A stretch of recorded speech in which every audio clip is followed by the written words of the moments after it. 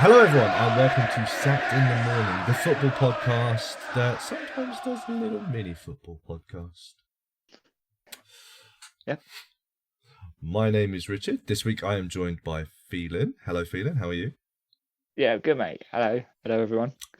It's been a Welcome to little our while. mini version. Yeah, it's just a little mini one because we haven't got an episode out for a while now because we haven't been able to all get together at the same time. There's been technology problems. There's been health problems. There's just been a whole mess of stuff getting in the way, really, hasn't there? So, Yes. So we thought us two were available today. Let's get a little mini episode put together and just a quick little catch up, just to let everyone know that we are still here.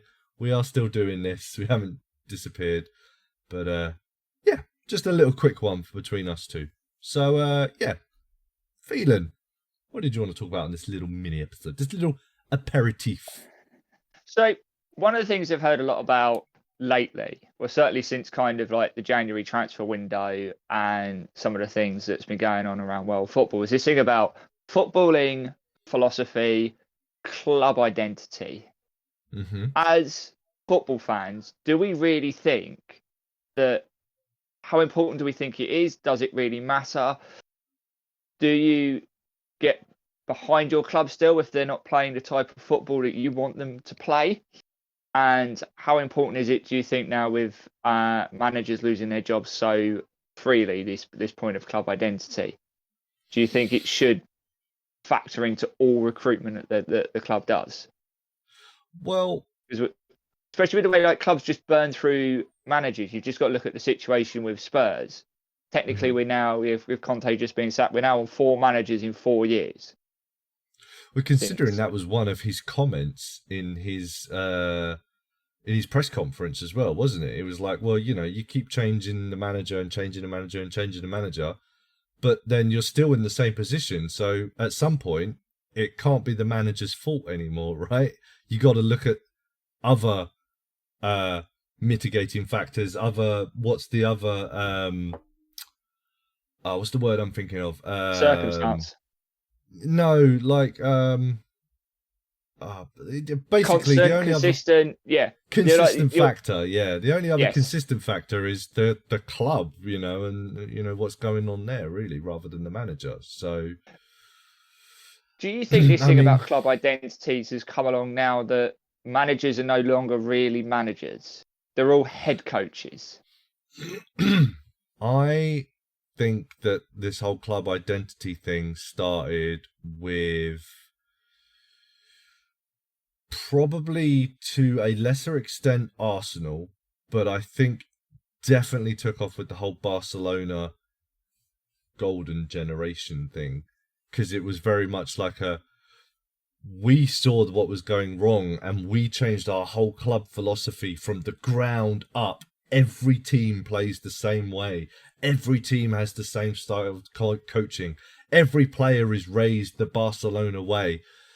And I think that's predominantly where it came from, is because they had so much success in that era. Everyone was like, oh, we need a philosophy and we need to have an identity. And I think that's where it came from, in my opinion. I mean, I might be wrong. There might be like people who say go back to like the 60s and, West Ham had a philosophy. And I mean, I would disagree, but that's just my opinion. I think philosophy and identity, I think, are two in football in terms of very different things, because a philosophy as a club is if you take like a West Ham or you take a Man United, for a lesser extent, they were always kind of known for bringing through.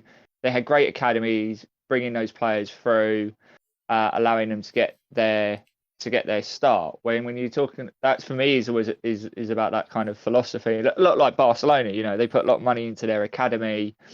They pick players up as early as possible. They teach them, they train them the exactly the same way. But when you talk about like the identity, about the way that the team plays, for me, that's only really been prevalent since probably about 2015, when people talk about the way that Guardiola manages. Because I think now clubs play more the same way now than they did 20 years ago. Yeah, I don't think there's a lot of variety in the way teams play anymore, or And try to play. yeah, it's basically one of two ways. They either sit back and defend if you're a team that's not classed as an elite team, and the elite teams like to hold the ball and pass it around a lot, and you know don't always look to score goals, which I always find is a bit bizarre. They just like I to mean, put the ball around 600 times in a game. I would agree with that point to a certain extent, but then I start to think that, do you not think that even the lesser teams still basically do the same thing though? They play out from the back. When they get the Yeah, ball, they that. try to move the ball around rather than the whole, let's just get it forward as fast as we can, you know? So when they're playing each other, they do. I still feel to a little bit of a degree, it's still if they're playing one of those so-called elite teams, they'll still try and sit back and counter Mm, attack.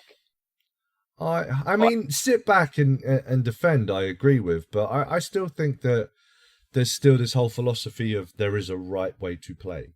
yeah, that's certainly become more prevalent in the last 5 years. If you don't play the Pep Guardiola way, you're not playing football the right way. And to a lesser extent, you're probably right when you said about Arsenal when under Arsene Wenger. Hmm. With all the passing the ball around, keeping it on the deck, playing out from the back. I think Wenger was quoted once as saying that's how he feels football should be played. Well, the whole, And I mean, being someone that worked for Arsenal as well, like the motto of the club was "Play the Arsenal way." That was yeah, literally the motto of the club. So, I mean, I would say that I think the problem is that a lot of fans are naive and deluded with their identity and yeah. philosophy. Do, do you Like, think that is? Do you think this thing about identity is purely fan driven? no, I think the fans have followed on from the lead of the clubs. I think that it's a bit snobbish and pretentious, Yeah. and it's come from the clubs and the coaching staff. The whole, well, I'm clearly amazing. I know the right way to play football, and we have an identity. And fans have kind of piggybacked off of that, Yeah. you know? Like, there was, like, I mean, like a while ago, like when Sam Allardyce was in charge of West Ham, and, like, he was winning games, but the fans were booing him because of how he was winning. And it was like, are you joking? You're West Ham. Are you expecting to be challenging for the league or something? What the is wrong with you? I'm swearing. Sorry, I shouldn't be swearing on this podcast. So No, you should. That's a bleep coming. yeah, actually, it's a whistle. Oh But yeah, of course it is. Sorry. but yeah, it's like, where have you got this idea above your station that you deserve to be in the same league as, Man City or Yeah. Arsenal or Liverpool or somewhere like that? It's like, I mean, I as a Spurs fan would agree that Conte's way of playing is boring. Oh, it's But if he gets horribly boring. results, I don't care. But so people talk of Spurs' identity using us as the example as a team that is 90 miles an hour, attacking football, scores lots of goals, probably concede lots of goals. Have games finished 3-3, 4-3, 4-4, and the fans go home happy because they've seen a great game of football. So if that's supposed to be, and I use the air quotes for the word supposed to be, why would a club look to bring in two managers that pretty much play the same way? Or three if you count Nuno, who only lasted 9 games. Why would they bring in a group of managers that sit back and defend with 5 or 6 and look to play on a counter attack and don't play free flowing attacking football. If that's what our supposed club identity actually is. So I think that came about because they were looking for someone that could win, and they thought that these coaches have a track record of winning, and we just need to win something now. It's been a long time and we haven't won anything, so we need to look to get that done. I think that's probably why they went to go approach those. But I would disagree that, is that our identity? Well, everything I've ever heard about Spurs and everything I've kind of ever read has always been about that fast-paced, 90 mile an hour, get the ball up the pitch as far, work the ball up the pitch, score lots of goals through the 80s, through the 90s, except when Christian Gross was in charge, and under Redknapp, under George Poch, Graham. Yeah. And the managers that they picked that were the more defensive-minded managers, it didn't matter if they were winning games, as you touched on with Sam Allardyce at West Ham. If the football was not to the fans' liking, they were booing the team off the pitch, even if they were winning 1-0, the George Graham way.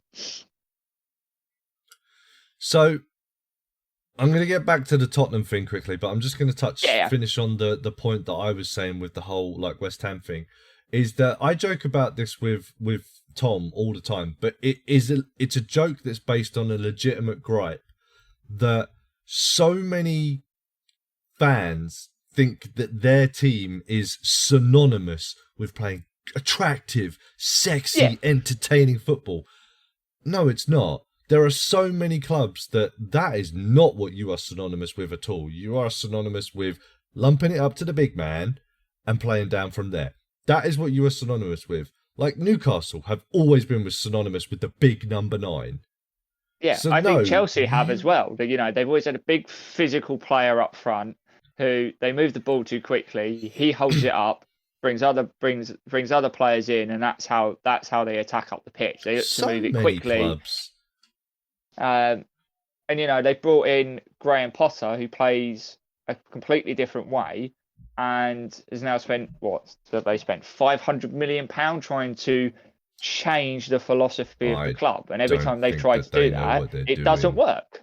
Yeah, they don't. But every time Chelsea have tried to do something different from that, it doesn't work. Yeah,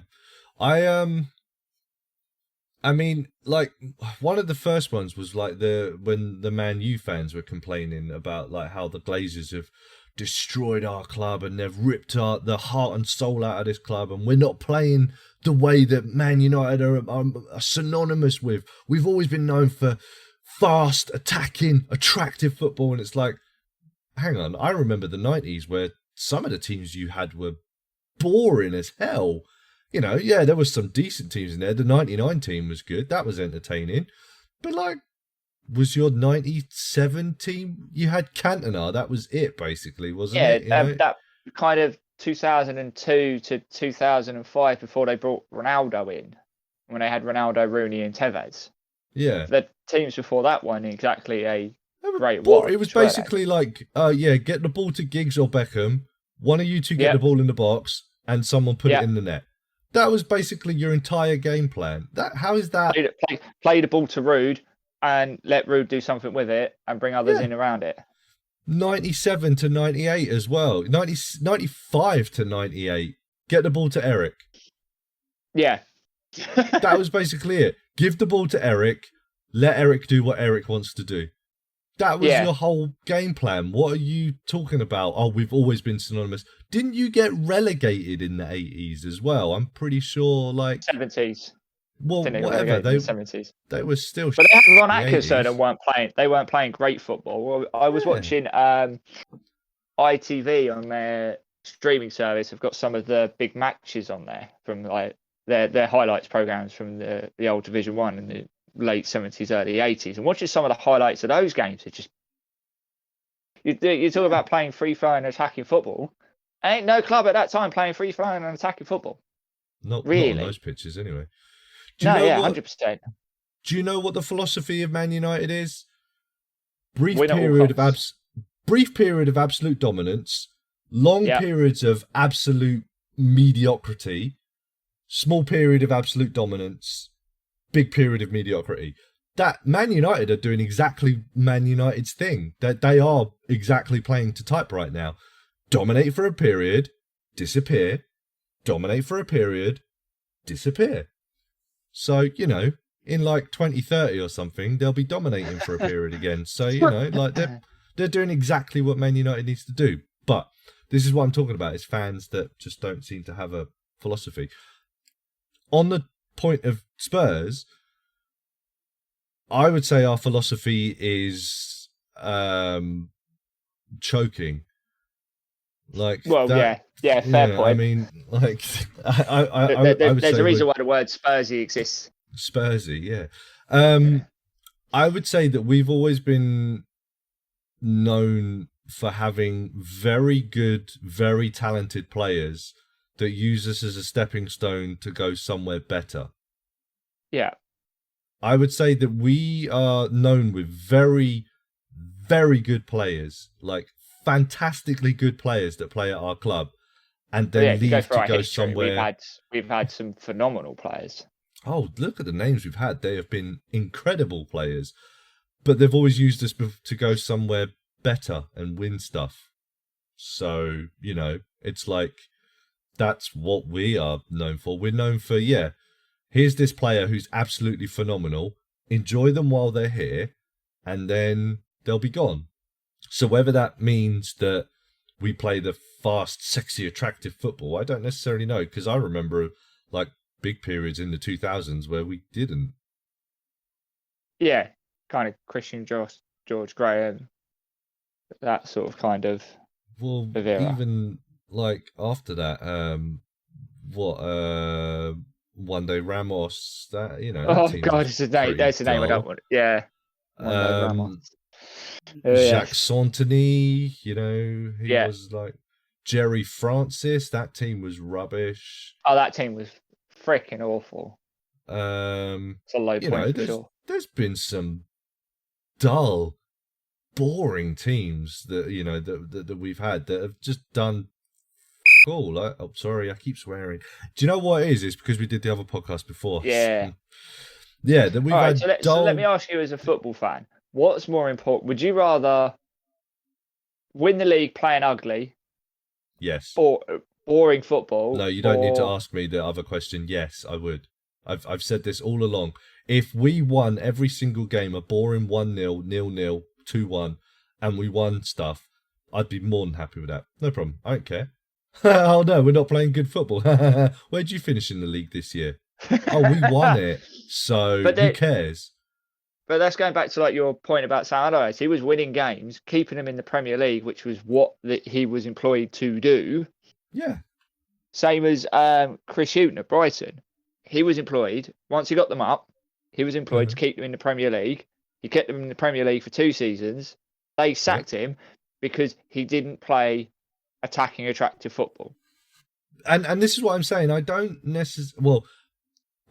think it started with the fans, because I think if the team is winning, I don't think fans necessarily care. I think it came about from owners and the media saying, oh, they're not playing very good football, are they? They're playing very ugly football. It's not enjoyable to watch, is it? And it's like, it's not enjoyable to watch for you because you're a snob. Yeah. As a fan, if we win and it's boring as hell, I don't care. We won. I don't give a crap. I'm going home at the end of the day thinking, another 3 points. Nice. Yeah. You know, yeah, you talk about the goal that you scored. Yeah, until everyone starts getting on your back about it. Oh, yeah, well, yeah, blah, blah, blah. They play ugly, horrible football, don't they? Yeah. Then the fans start getting snobby about it and they start thinking, well, everyone's taking the mick out of us. Now we need to play good, attractive football. And the owners with Chris Hughton, like, I don't think the Brighton fans were on his back or anything. It was the owners that were like, well, no, we need to be, you know, talked about with the creme de la creme now, we've been in this league for 2 years now. It's time we started playing sexy football. That's my 2 cents. I can't say that that's right or not. It's just, that's my opinion on it. I do think that fans are partially to blame for it because they watched the Barcelona, that golden generation, that Barcelona team, and that's what they want their teams to do, especially young, kind of younger fans. That group that at the time, like between 2010 and 2020, would have been like 16, 17, 18. Everybody was obsessed with that Barcelona team, and then they come back and watch their team, and they're like, "Oh, this isn't how they play. This isn't how they play. I'm not going to come to these games. I think these games are boring." And it kind of filtered into the owners, whether it was like a drop in whether it was a drop in attendance, which then was a drop in revenue, drop in season ticket holders, whatever it was. I do feel like it's been driven partly by the fans as well. I think owners have got more to do with it. If I was to split it, I would probably say it's a 70-30 split.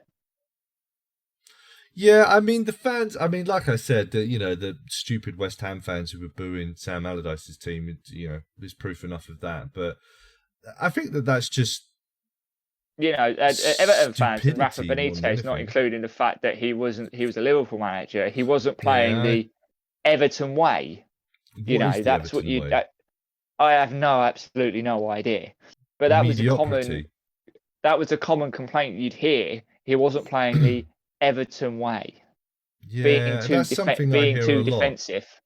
I don't know what that means. No. There is no blah blah blah way. It's the way that gets results, right? I mean, what is the Everton way? Finishing 7th every year? What is that? What it is? I don't. Because let's face it, they weren't playing. If you want to talk about attractive sex football, they weren't doing that when David Moyes was in charge. No, not at all. And they were talking about bringing him back. They were talking about, if he got sacked by West Ham, about bringing him back into Everton. But he definitely wasn't playing that possession-based football that apparently everybody tries to claim for. You've also got to look at these new managers, like Lampard, like what Gerrard tried to do at Villa, what Patrick Vieira has tried to do at Crystal Palace. It just seems that they only seem to know that way, and then when it's not working, there's no plan B. Yeah, they've all just said this is the right way. This is the right way to play football, and then there's nothing left to fall back on when it all goes tits up. Okay, I'll just keep hammering away with plan A. So what's that? Yeah. What's that expression? The definition of insanity is doing the same thing over and over and expecting different results. But they don't seem to have any other way. And I put a lot of this blame on the FA as well. Because having been someone who's done education, that they are very much this is the right way to do it. And this and for a lot of the time as well, this is the right way right now. So, for instance, I went through my coaching where we passed from one of the books that they recommended I read, went from having as few passes as possible in order to get to the goal is the ideal aim, to having as many passes as possible to get to the goal is the ideal aim, to having as few unnecessary passes as possible is the aim, back to having as many passes as possible is the aim.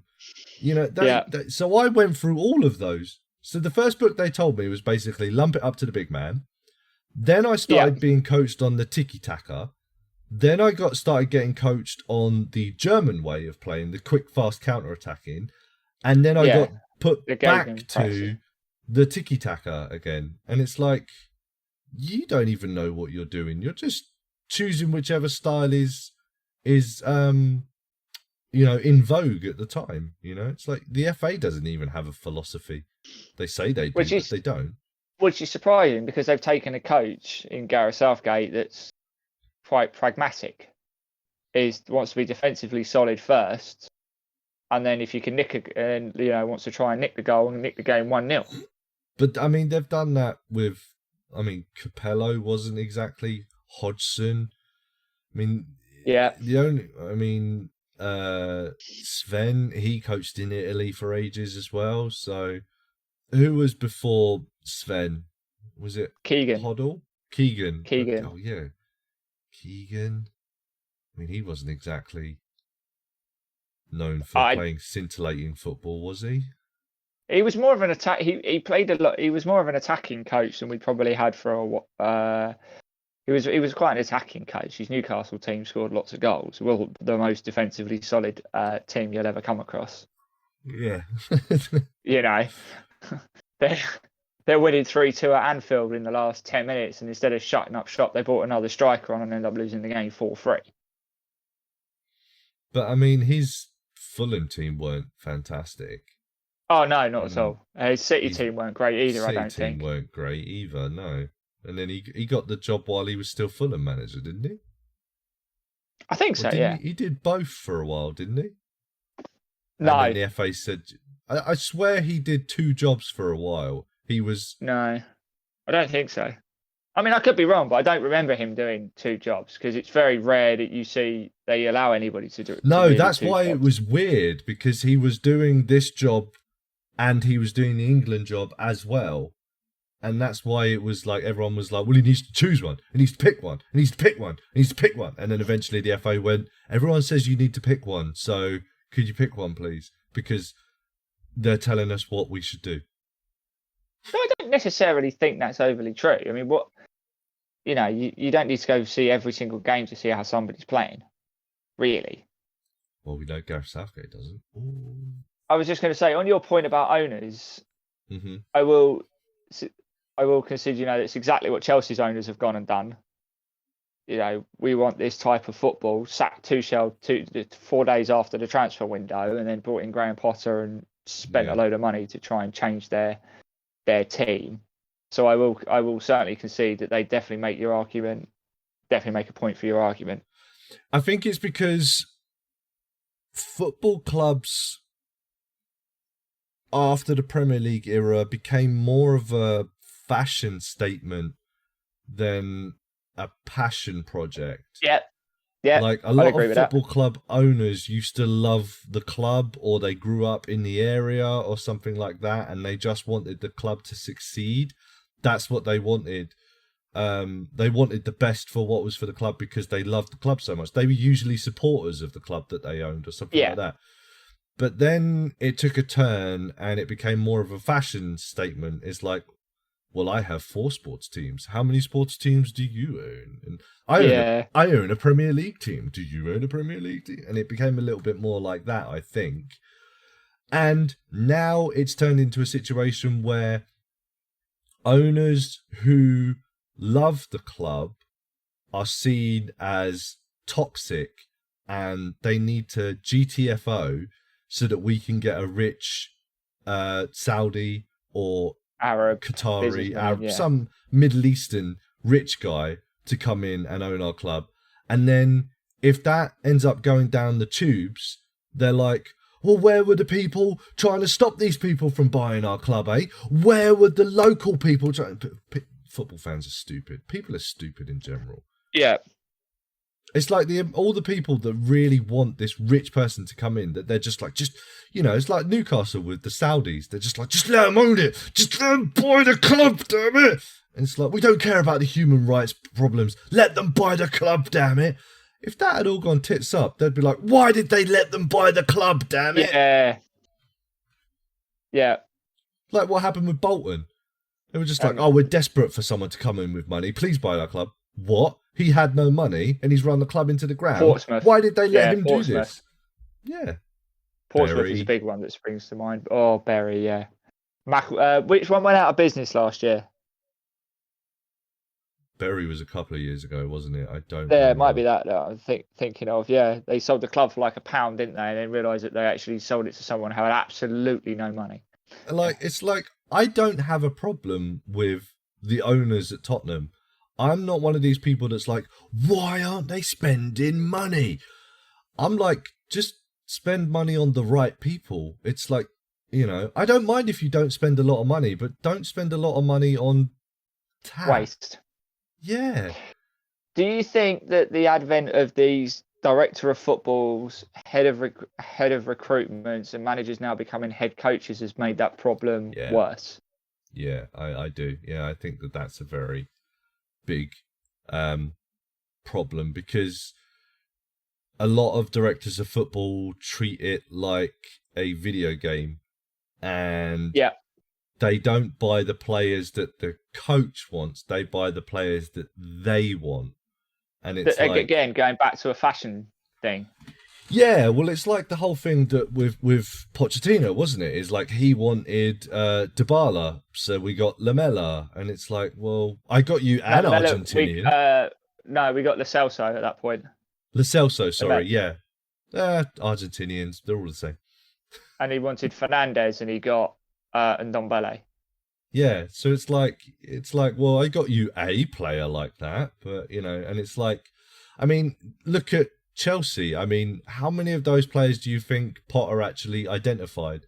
Or how many do you think they went, yeah, let's just go out and get him? I mean, bloody hell, he won the World Cup.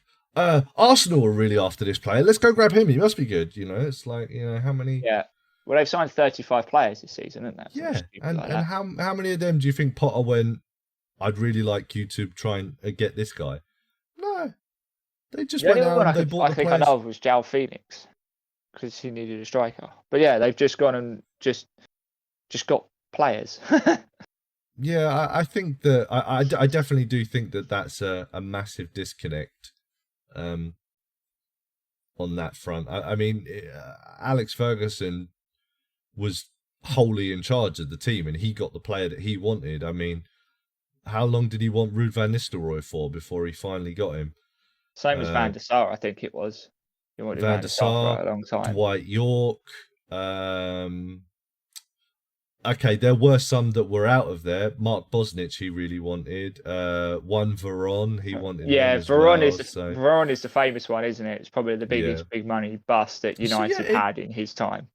It didn't always work, of course it didn't. But I mean, like, it hit more often than it didn't, right? Yeah. I mean, of course you're going to get some flops. There's always going to be someone where you just, it just doesn't work. Yeah, for whatever reason, it just doesn't work.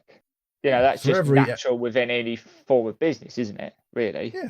For every Eric Cantona, you're going to get a Karol Poborski. It's like it's gonna happen. Jordi Cruyff, yeah. But I mean, you'd say it hit a lot more than it missed, and well, their track record would prove that, wouldn't it?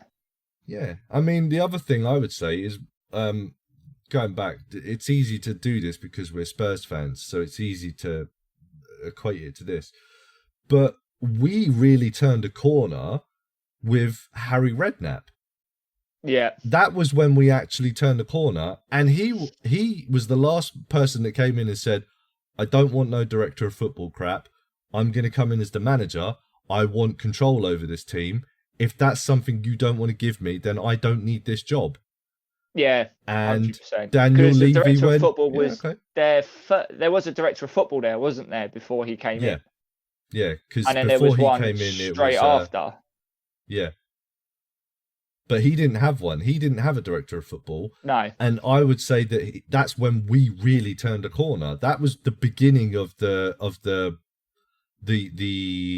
top four challenge of Spurs. I mean, before that, the rebirth. I'm going to call it. I'm just going to call it. I class that era as kind of the rebirth of Spurs. Yeah, that was when we turned that corner, and he was the last manager that we had that actually had full control over everything.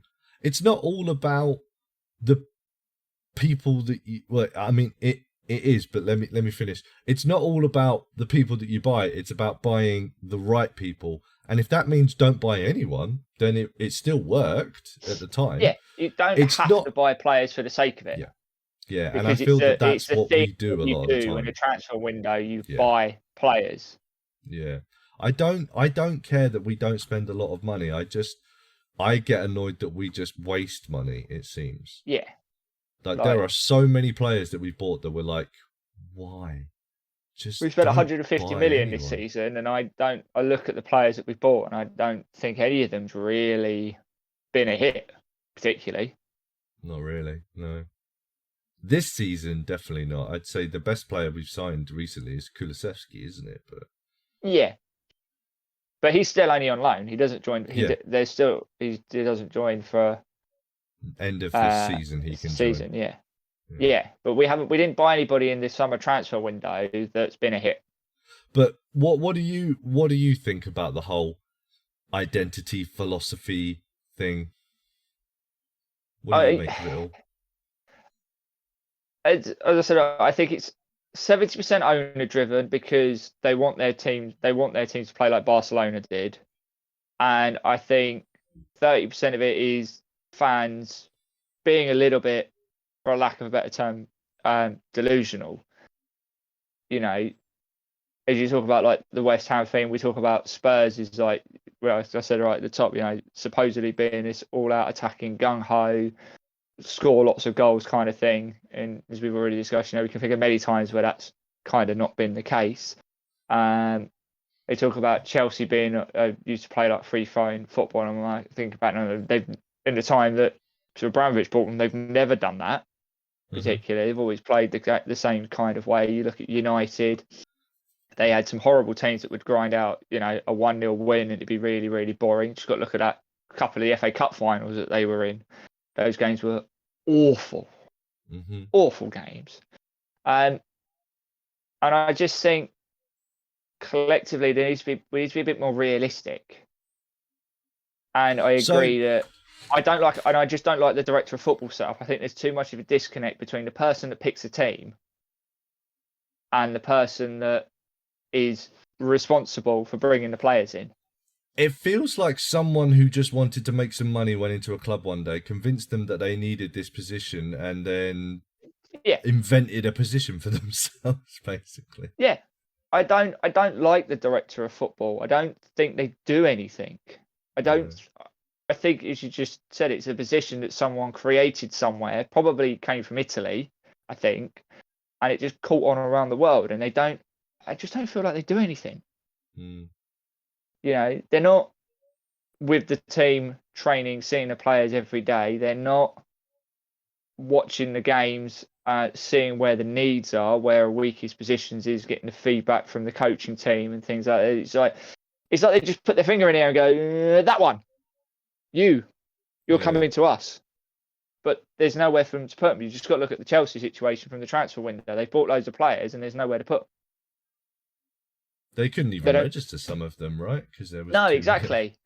They got too many, and they couldn't register them. They couldn't register them all in the Champions League, and it's just like, just needs a little bit of kind of control. Okay, so just to finish this, and I will definitely take winning ugly and winning the league, or supposedly ugly and winning the league or winning a trophy, than playing 38 games that are exciting and finish 10th in the table. Yeah. Okay, so just to finish this episode off, bringing it back to Antonio Conte, what did you make of what he said? I think if he'd have done it 10 years ago, nobody would be talking about it. Yeah. It's what I said as well. It's a different era in this now, day and age, you can't attack the players, because ultimately the director of football is the one that brings the players in. So by attacking the players, you're attacking a member of the club hierarchy, and they're not going to stand for that. I mean, to be fair, he did attack the club outright anyway. He attacked the owner directly. So. Yeah, but for him to then, someone supposedly associated and come out 24 hours later and said it wasn't an attack on the owner or the board, it was just the culture of the club. But if you're talking about the culture of the club, you're talking about the owner.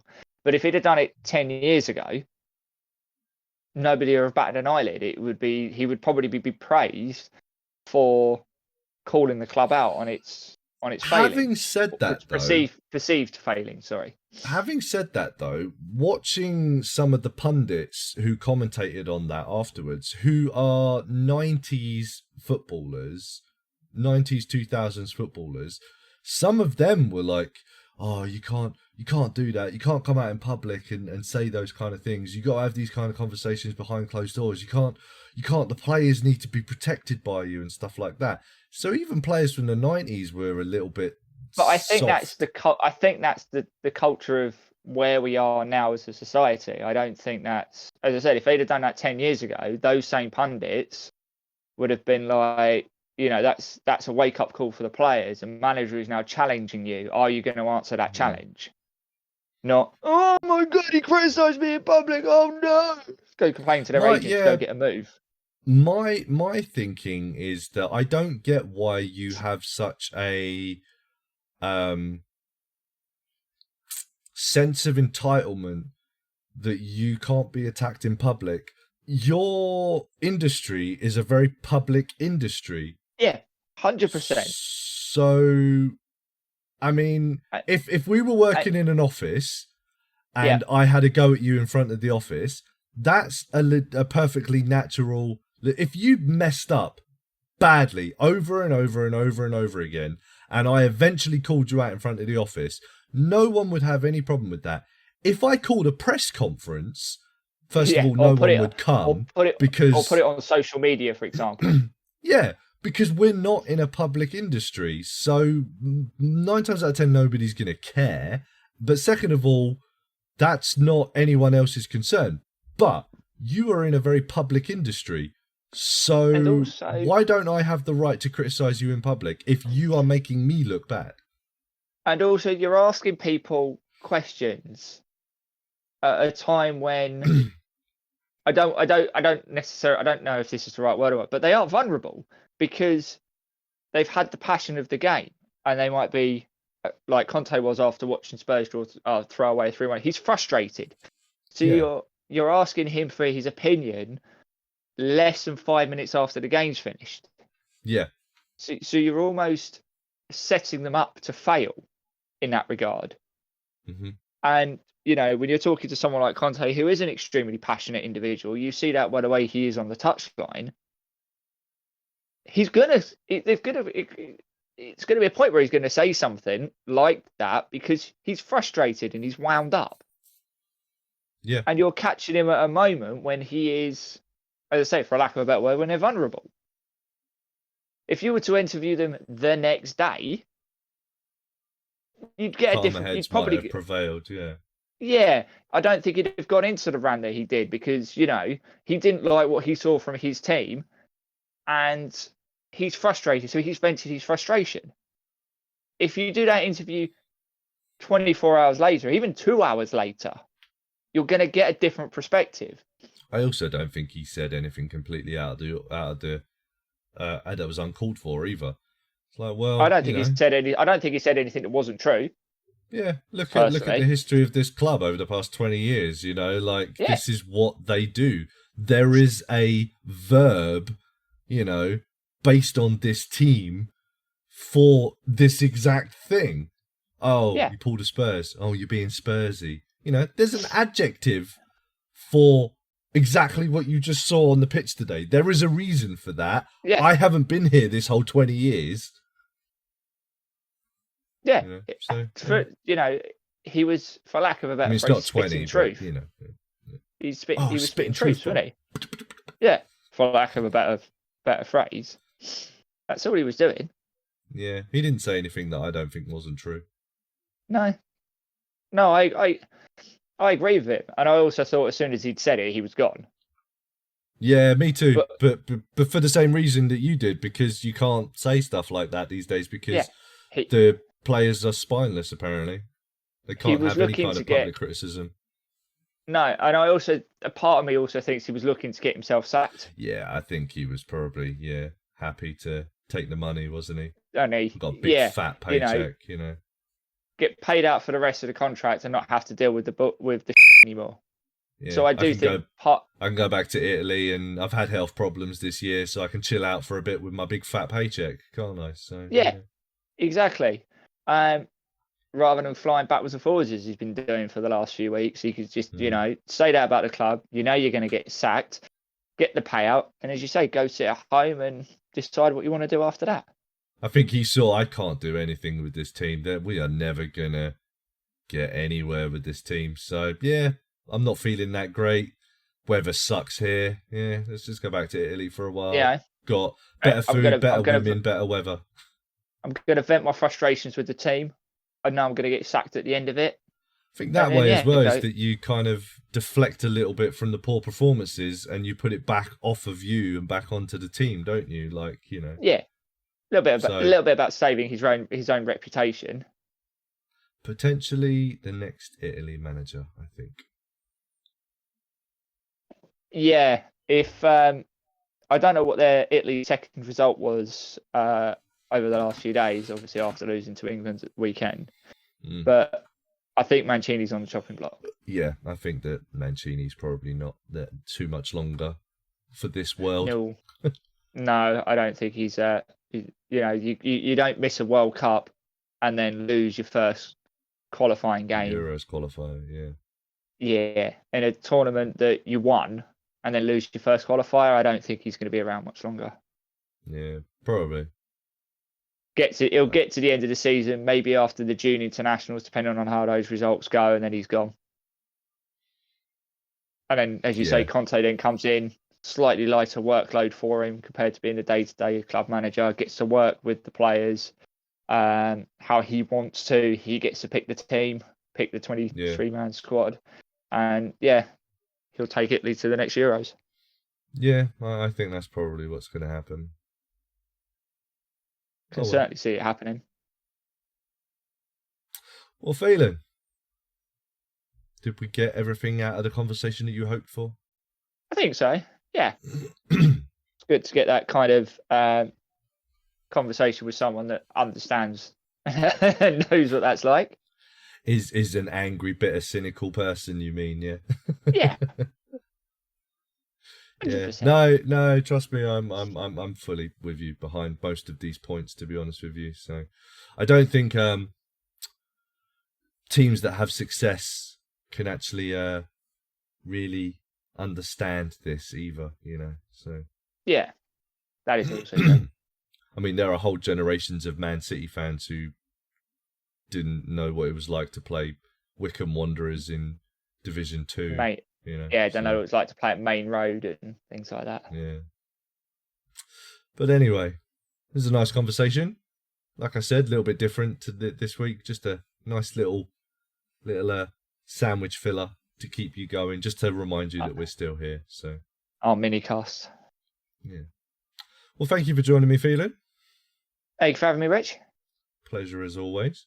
Yes, and sacked in the morning. How do I sign this off? I can't remember how I sign this off now. I think it's just take care. Yeah, take care. Until next time. Yeah, until next time. Bye. Bye.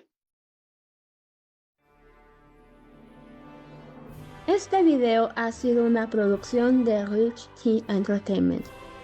Para más shows geniales como este, no te olvides de dar clic en el link que aparece aquí para visitar todos los canales de YouTube. También puedes ver este video que sugerimos para ti. Muchas gracias, no te olvides de dar like y suscribirte para más contenido como este.